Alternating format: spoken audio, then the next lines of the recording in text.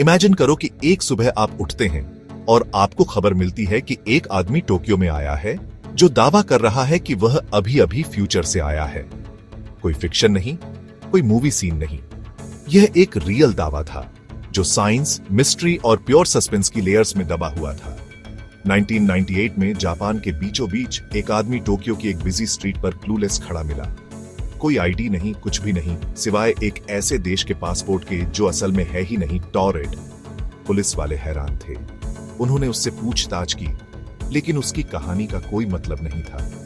उसका passport real stamps और official markings से भरा हुआ था, लेकिन एक ऐसे देश के लिए जिसके बारे में किसी ने कभी सुना ही नहीं था।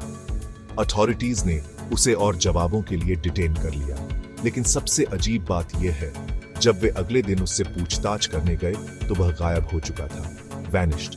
कोई सीसीटीवी नहीं, कोई फुटप्रिंट्स नहीं, कुछ भी नहीं। सिर्फ एक चीज बची थी, वह रहस्यमयी पासपोर्ट, जिसे एक्सपर्ट्स ने भी कहा कि वह असली लग रहा था। तो यहां क्या चल रहा है? क्या वह एक पैरेलल डायमेंशन से आया टाइम ट्रैवलर था? कुछ साइंटिस्ट्स असल में सोचते हैं कि टाइम स्लिप्स या मल्टीवर्स जंप्स जैसी चीजें थ्योरी में ऐसी अजीब घटनाओं को एक्सप्लेन कर सकती हैं। लेकिन दूसरे कहते हैं नहीं, बस एक इलैबोरेट प्रैंक या शायद जापान का एक सिक्योरिटी ब्लंडर को कवर करने का तरीका। यहां जो हमें पता है, जापानी पुलिस ने असल में इस घटना को रिकॉर्ड किया था। पासपोर्ट असली था, लेकिन देश पूरी तरह से नकली था।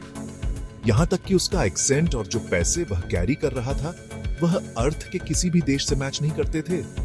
तो आपको क्या लगता है, क्या यह टाइम ट्रैवल का एक सच्चा मामला था या सिर्फ एक इल्यूजन जो किसी ने अपनी वाइल्ड इमेजिनेशन से बनाया था? मुझे कमेंट्स में बताएं, रियल लिखें। अगर आपको इस पर विश्वास है या फेक, अगर आपको लगता है कि यह सब एक क्लेवर ट्रिक है। और ऐसी और कहानियों के लिए जो रियलिटी और फिक्शन के बीच की लाइंस को धुंधला करती है, सब्सक्राइब करना न भूलें।